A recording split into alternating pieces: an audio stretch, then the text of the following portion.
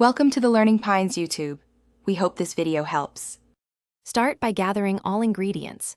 24 ounces, 3 8-ounce blocks, cream cheese, 1/2 cup sugar, 2 large eggs, 1/2 cup sour cream, 1 teaspoon vanilla, and 1/4 cup flour for stability.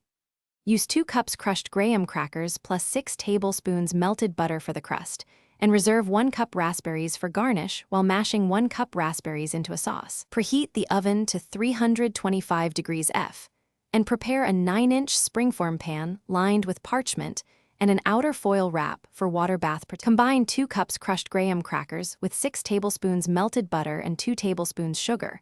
Press firmly into a 9-inch springform pan to about 1/2 inch thickness, and chill 10 minutes. Beat 24 ounces cream cheese until very smooth, then add 1/2 cup sugar, 2 eggs one at a time, 1/2 cup sour cream, 1 teaspoon vanilla, and 1/4 cup flour to stabilize the structure. Pour most of the filling into the crust. Dollop 1/2 cup mashed raspberries and swirl gently with a knife to create a marbled effect.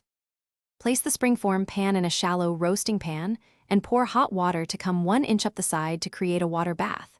Bake at 325 degrees F for 50 to 60 minutes until the edges are set and the center jiggles slightly.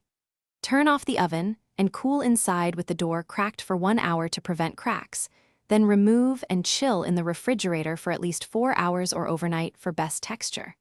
Before serving, top with 1 cup fresh raspberries and a spoonful of reserved raspberry sauce. Then slice using a knife dipped in hot water between cuts for clean slices. Thanks for watching. Consider subscribing if we helped you.